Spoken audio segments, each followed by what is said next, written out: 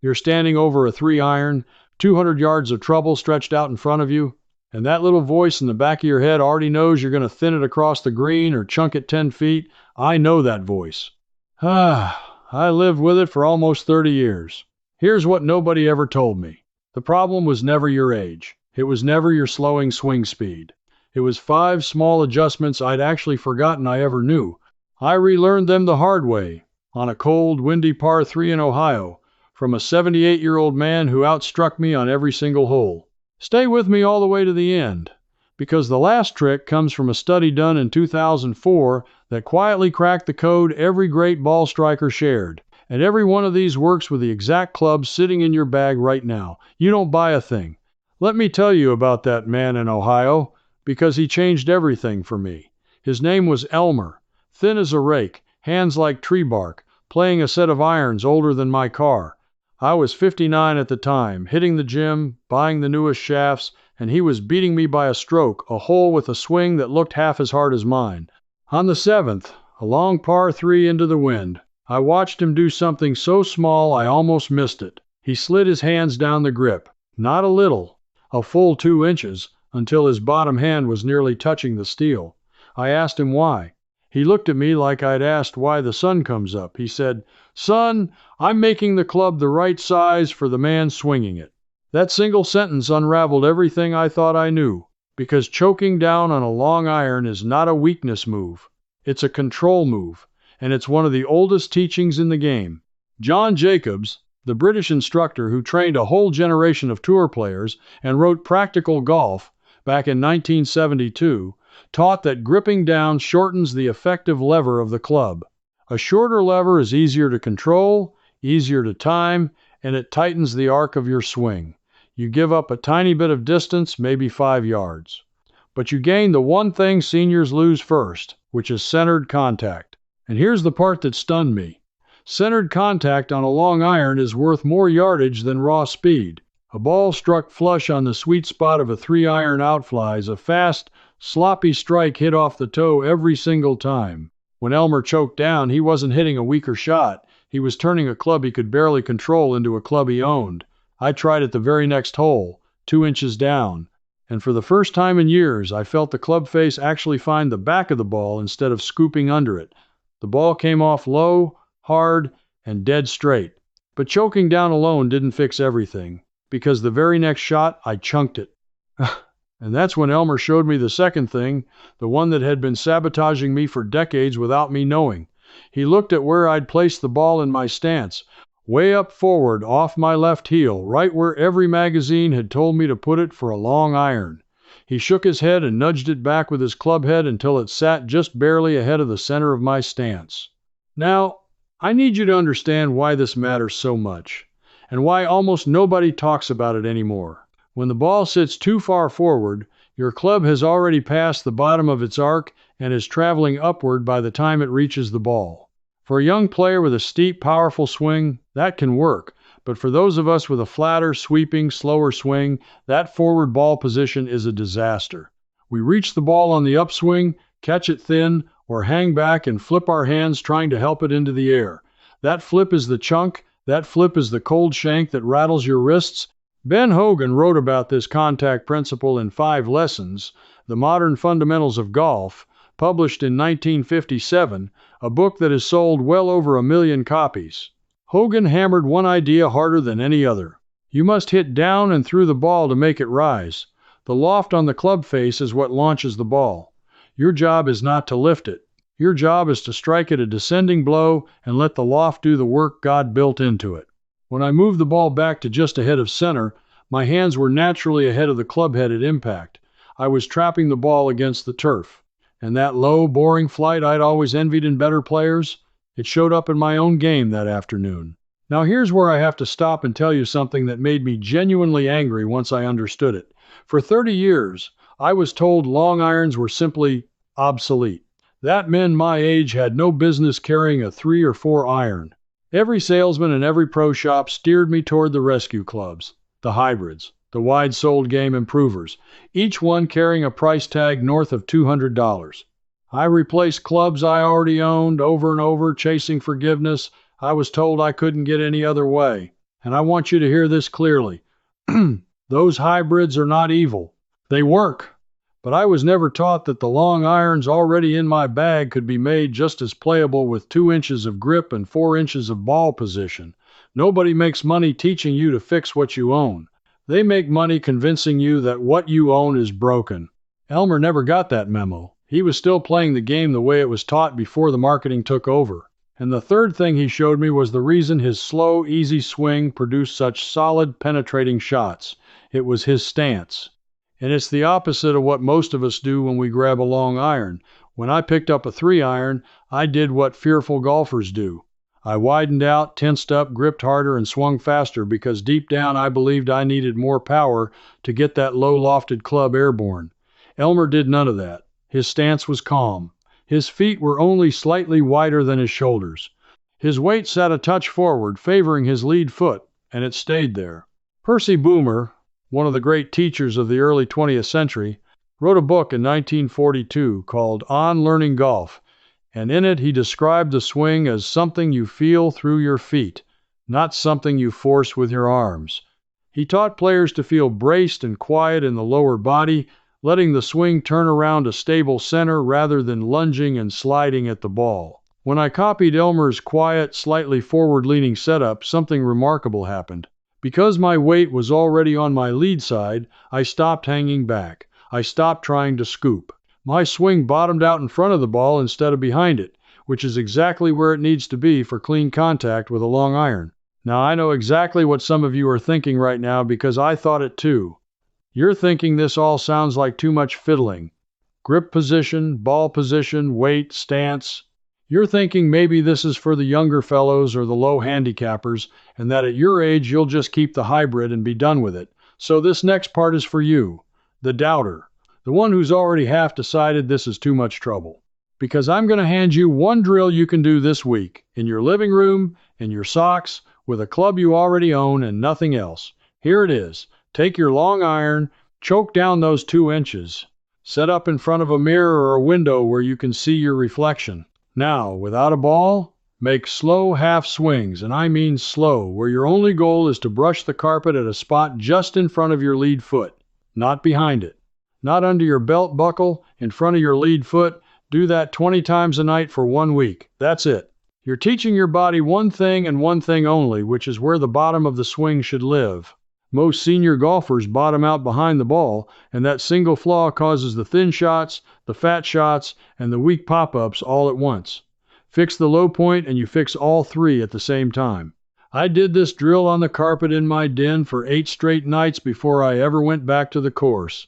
My wife thought I'd lost my mind, swinging at a worn spot on the rug. But when I got back out there, I striped a 4-iron off the deck on the first hole and watched it hold a green into the breeze. 8 nights. No lessons. No new clubs. No money spent. That's the quiet trade that's been happening to golfers our age for 40 years, and if you want to go even deeper into the practical knowledge that got buried on purpose, I put it all together in one place. I wrote it into a series called Smart Basics, Deeper Fixes, and the Full System, 3 levels depending on how far down the rabbit hole you want to go. Every forgotten adjustment, every principle from the old masters, laid out the way Elmer would have explained it, plain and straight. You can find the details in the description below. But back to what Elmer showed me next, because the third thing he revealed was hiding in plain sight the whole time. But brushing the carpet in the right spot only works if your swing has the right shape to begin with. And that brings me to the 4th trick, the one that took me the longest to trust, because it felt like I was doing less work, not more. It's the takeaway, the first 2 feet of the swing. I used to snatch the club back with my hands, quick and wristy, because I was in a hurry to get to the top so I could unleash whatever power I had left. Elmer's takeaway looked like it was moving through honey. Slow, wide, one piece. His hands, arms, and shoulders all started back together, the club head staying low and wide to the ground, everything moving as a single connected unit. This is what the old teachers called the one-piece takeaway, and it goes back further than most people realize. Harry Vardon, who won 6 British Opens between 1896 and 1914, was famous for a smooth, unhurried motion at a time when most players hacked at the ball. The one-piece takeaway sets the whole swing on the right path. Rush the start, and everything after it becomes a desperate correction. Start it slow and wide, and the rest of the swing almost runs itself. For an older player, this is everything. We can't rely on fast twitch speed anymore. What we can rely on is sequence and rhythm, and sequence begins in that first foot and a half. When I slowed my takeaway down and kept it wide and low, my transition at the top stopped being violent. My arms and body arrived at the ball together instead of my hands flipping past everything else, and the ball started jumping off the face with a sound I hadn't heard since I was 40. Ernest Jones, a golf teacher who lost part of his leg in the First World War and still shot in the low 70s swinging on one leg, wrote a book in 1937 called Swing the Clubhead. His entire philosophy was that you don't manufacture the swing with 100 separate body movements. You simply swing the club head smoothly from start to finish and let the club do what it was designed to do. He famously taught students by swinging a pocket knife tied to a handkerchief, showing how a weight on the end of a string finds its own perfect arc if you just let it swing. That image unlocked the long iron for me more than anything else. I stopped trying to hit the ball. I started trying to swing the club head through the ball, and the difference in my strike was night and day. But here's where the whole thing finally came together for me, and this is the trick I saved for last, because it's the one that ties the other four into a single, repeatable motion. This is the finale, and it comes from a place you'd never expect. In 2004, a man named John Novosel published research in a book called Tour Tempo, and what he found should have been front-page news in every golf magazine in the world. Using high-speed video, frame by frame, he studied the swings of the greatest ball strikers in history. Different body types, different heights, fast swingers and slow swingers, players from completely different eras. And he found one thing they all shared. Every single one of them. The ratio between the time it took to swing the club back and the time it took to swing it down was almost exactly 3-to-1. Their backswing took 3 times as long as their downswing. It didn't matter if the player was big or small, young or old, powerful or smooth. The great ones all shared this same 3-to-1 tempo, as if it were a law of nature hidden inside the golf swing. Now think about what that means for you and me. Tempo has nothing to do with strength, nothing to do with age, nothing to do with how far you can run or how much you can lift. A 75-year-old can produce the exact same 3-to-1 ratio as a tour professional because it's about timing, not muscle. This is the great equalizer that no one selling clubs ever wants you to hear, because you cannot buy tempo in a pro shop. It's free, it's inside you, and it's the single fastest way to strike a long iron flush.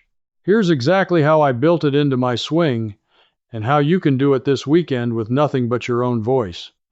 As you take the club back, count silently to yourself. 1, 2, 3. Nice and even. When you reach the top on 3, the downswing happens on a single beat. 1. So the whole motion sounds like this in your head. 1, 2, 3, 1. Back on 3 counts, down on 1. That's your 3-to-1 ratio, and it's the same rhythm that lived inside Sam Snead's swing, inside Hogan's swing, inside every buttery smooth striker you ever admired. I started counting on the range with a 4-iron. 1, 2, 3, and down on 1. The first few felt strange, almost too slow going back, but then the strikes started coming, pure, solid. That compressed feeling where the ball leaves the face before you even feel any effort.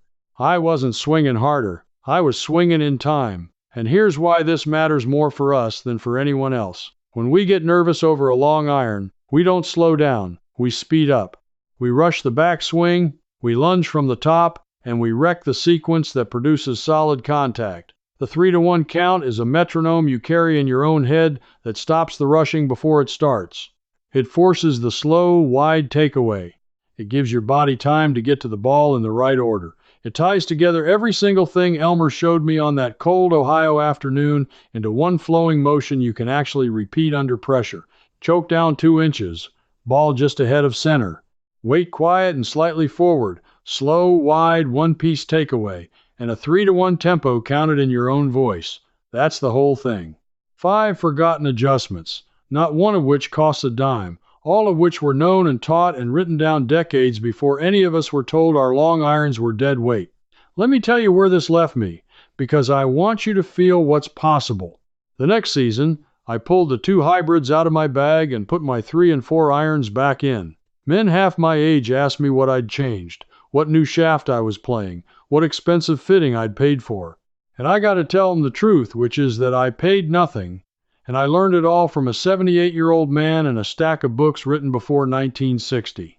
That's the part that stays with me. Every one of these tricks was sitting in plain sight the whole time. Hogan wrote it down in 1957. Percy Boomer wrote it in 1942. Ernest Jones wrote it in 1937, swinging on one leg. John Jacobs was still teaching it in the 1970s, and Novacell proved it with slow-motion cameras in 2004. The knowledge never disappeared. It was just buried under 100 glossy advertisements telling us that what we already owned was garbage and that the answer was always another purchase. It wasn't. The answer was always in the swing. It was always free. And now it's yours. I think about Elmer a lot. He's gone now, but every time I flush a long iron into a stiff wind and watch it bore through low and land soft, I hear him telling me to make the club the right size for the man swinging it. He never spent $1 chasing distance. He just refused to forget what the game taught him when he was young. So here's what I want you to feel walking away from this. You didn't just learn 5 golf tips. You took back something that was quietly lifted from you, one advertisement at a time. The confidence to stand over a long iron and know deep down that you can hit it. That belongs to you again. And I think you're the kind of person who always suspected it. The kind who felt in your gut that the simplest, oldest, cheapest answer was probably the real one, and that somebody profited every time you were told otherwise. You were right. You were right the whole time. Now I want to hear from you, and I mean this specifically. Out of all 5, which one are you going to try first? Is it the 2-inch choke down, or is it the 3-to-1 tempo count that got you? Tell me in the comments right now. Just type the number of the trick and the word first, because I read every one of them, and I want to know which forgotten method spoke to you. If you're the kind of person who'd rather recover what worked for our fathers than keep paying to relearn it, then come join the rest of us here. We're a whole group of people digging up the practical knowledge that got buried on purpose, and we're not letting it stay buried. And stick around, because the next thing I'm working on is the one club setup adjustment that let Elmer hit a soft, high wedge that stopped on a dime without a single expensive spin ball, and once you see how simple it is, you'll wonder how much money you handed over for nothing. I'll see you there. You watched all the way through, and I'm glad. This video gave you the overview, but inside the Old Ways circle, I walk you through those long iron adjustments one at a time, right where we left off. Ask me your own question, and a real person, me, answers you myself. You're not doing this alone. Just point your phone's camera at the code on screen, and you can cancel any time with one click.